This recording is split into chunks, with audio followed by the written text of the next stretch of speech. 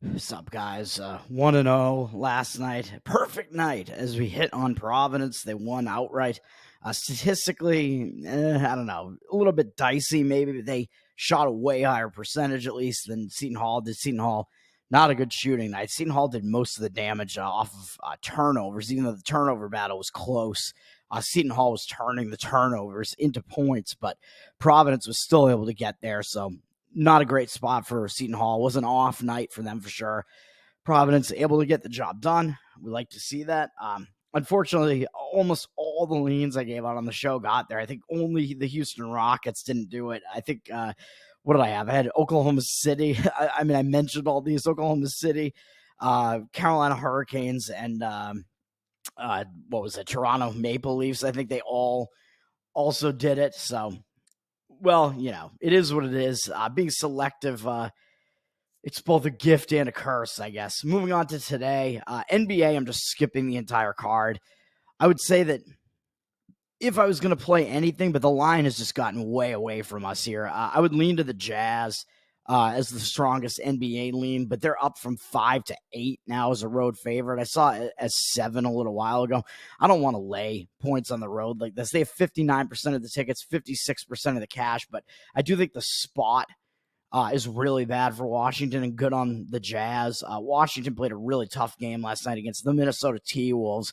Now Washington's on a back-to-back off of a full effort against the T-Wolves where somehow it looked like Washington might be able to actually pull off the upset, and then they completely fell apart and somehow didn't even cover. Minnesota wound up covering by a half point.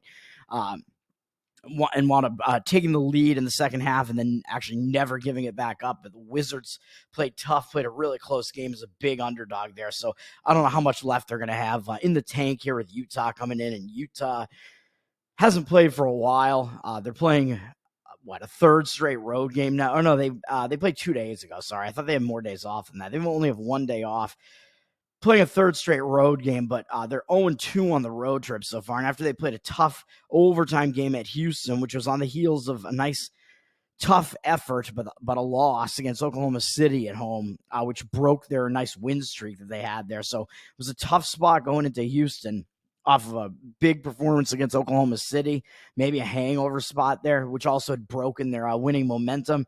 They almost were able to do it against Houston, but lost in overtime. And then 2 days later, 3 days later, whatever it was, Tuesday, they lost to New Orleans 153 to 124. Man, you give up 153 and you lose by almost 30, you're going to want to bounce back regardless of who your opponent is. So I do think Utah is in a bounce back spot here. I think they're going to be in an angry mood off a really bad performance, giving up 153, even though New Orleans isn't that bad.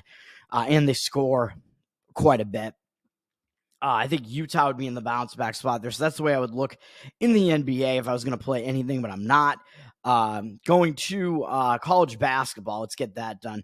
Decent sized card here, mostly in smaller conferences. And the one game I'm going to be on is actually in one of the bigger conferences in the Pac-12.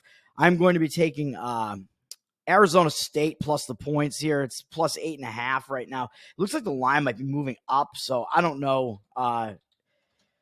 Actually, it's up to 9 now. It's going through the 9, so I guess, just grab whatever the best numbers that you can. You could grab 9. You might even be able to get 9.5. This line's kind of getting a little crazy, getting away from us. I think Ken Baum has this around 9. Oregon up from 8.5, going through the 9 into the 9.5 range potentially here. So grab one of those numbers. I don't think there's any rush here if the number's going to keep going up. Like I said, I don't like the spot for Oregon, so that's why I'm doing this. Oregon's coming off 2 tough road games where they went into elevation. They lost to Colorado, who's not a bad team, really. And then also lost to Utah. That's a tough road trip for the Pac-12 teams, for like the coastal teams to have to go on. They have to go into elevation like this. That's tough, and they have to do it 2 games in a row. So Oregon fell short, but they put in a big effort against Utah. That was a tough game the whole way, and Oregon just didn't come out on the right side of it. That was 4 days ago. And they also have Arizona up next, which is another huge game. So people might look at this and think, well, Oregon's going to be back home. They're going to bounce back against a team that's not that good, Arizona State. I tend to look at it the other way. I think they're coming off a couple of tough games, especially the Utah one. And they might not be able to like just recover from that right away like that, and maybe not entirely have focus against a team that's not really that good in Arizona State, especially with Arizona up next. This has kind of sandwich vibes to it. Arizona State, they haven't been playing well. They had lost a couple games in a row. That culminated in a loss to UCLA, though, when they came back home from a one-game road trip to Washington, which was a loss. Losing to UCLA is a bit inexcusable the way UCLA has been playing recently, so that was bad. So I think Arizona bounced back from that nicely. They played on the 20th, so they actually have one extra day off coming into this game too. And on the 20th, they beat USC, which is not really an impressive win. USC has not been good this year, but what I think that does is that breaks their losing momentum. It gets them out of that loss streak, out of that rut. They get to take that winning momentum, take it out on the road, even though it is 5 days later, bring that like positive momentum with you out into Oregon. So I like that aspect of it. The fact that Arizona State was able to win a game after their losing streak, they're mired in the loss streak. They were able to bounce back, get that win. I think that's kind of a momentum, like starting type of win there, bringing that out on the road with you. So I like that aspect of it for Arizona State. And like I said, I think it's a sandwich spot for Oregon, where I think it's a game that Oregon might pay less attention to in the schedule, sandwiched between Utah and Arizona, who are better teams than Arizona State. Whereas for Arizona State, this is more of a step up game going into Oregon, who are good. And yes, it is going to be tough to go on the road and face Oregon, but I like it for Arizona State there. I like the spot that's involved there. So whatever the number is, we can get there. I like it. I think you can get 8.5 or 9 right now on it. I'm a little bit concerned that it keeps going up, even though I like the Arizona State side, so it's going to give you more value on that side. But it makes me hesitate a little bit, seeing that the market might be in disagreement with me. But we'll see about that. And then over in the NHL, I got one play, which is going to be on the Montreal Canadiens. So this line is plummeting fast, I think. So taking it at plus 130, something in that range, is a nice underdog. I think is fine, but it's gone down from the Islanders 175 to 149. It's dropped quite a bit on the Islanders. Don't see market percentages on this yet either. Didn't see them on the college game either. Islanders dropping in price, but I think if you get Montreal at a like decent underdog price, I think it's still fine. Like probably when the line was at 175, probably you could get them in like the 140 something range. So I think 130 something is still okay to take Montreal here. I think this is another spot play, and it's a bad spot for the Islanders.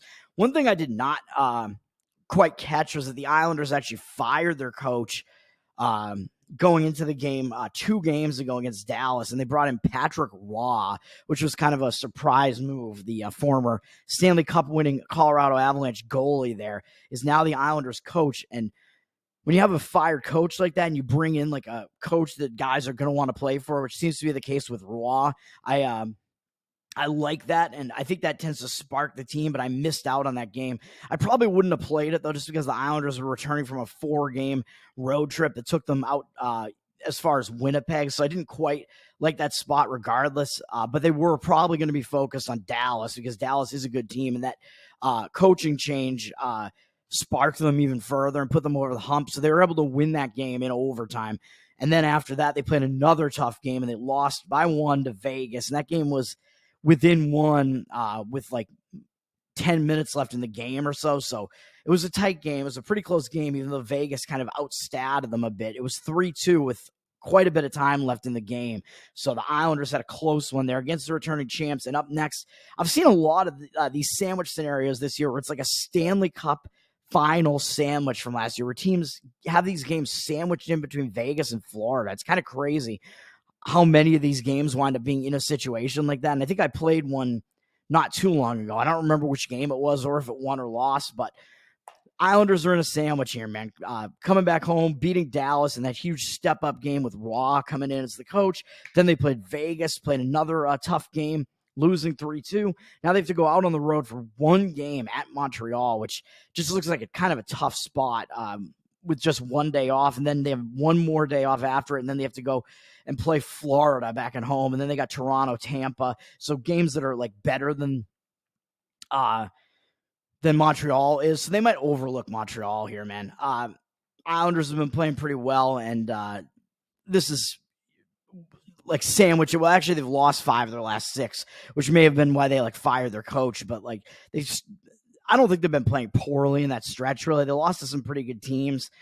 So I don't think the Islanders have been playing that poorly, and they've had a decent season, and they were on a nice run before that recent kind of bump in the road there. But it looks like they're out of that with the new coach. So I think they are playing well with the new coach, is what I should say. Going to Montreal. So I think Montreal is going to be focused on it, whereas New York, the Islanders have this sandwiched in between bigger games. Montreal, I think, is going to show up focused for this one because they also have a day off, but they've been at home now since the previous game. They returned home from a 3-game road trip where they won at New Jersey, but then they lost badly to Ottawa on the road. Then they lost to Boston really badly, which was in a spot where I thought Boston was in a bad spot, but Montreal did not do well in that game. Then Montreal came back home. Return home spot always tough, even though it was 2 days off. They were facing Ottawa, who had just beaten them during the road trip. They still lost to Ottawa, which I think was kind of a tough spot, really, for Montreal, coming off the Bruins game and it being a return home spot and having the Islanders up next. Tough spot, but now I think it's the spot where Montreal can kind of turn it around a little bit. Second loss like that to Ottawa is pretty ugly, but like I said, the spot was not that good for Montreal. Now I think it's a much better spot. When you have a return home from a road trip, even if it's a shorter road trip, and you play poorly in the first game, it tends to be a positive spot in the second game in sports like NBA, NHL, MLB, whatever. You have that bad first game on the return home because you're distracted, whatever the case may be. With home life, you tend to put in a much better performance and refocus in the second game because you played so poorly in the first game. And I think that'll be the case with Montreal here. So I think it's a positive spot for Montreal and a negative for the New York Islanders. So those are the plays today, man. Montreal Canadiens plus 130. Or somewhere in that range, and we'll do Arizona State in college basketball at plus 9 is where it is right now. We'll see. I guess we'll see how far it goes. That's going to do it for me, man.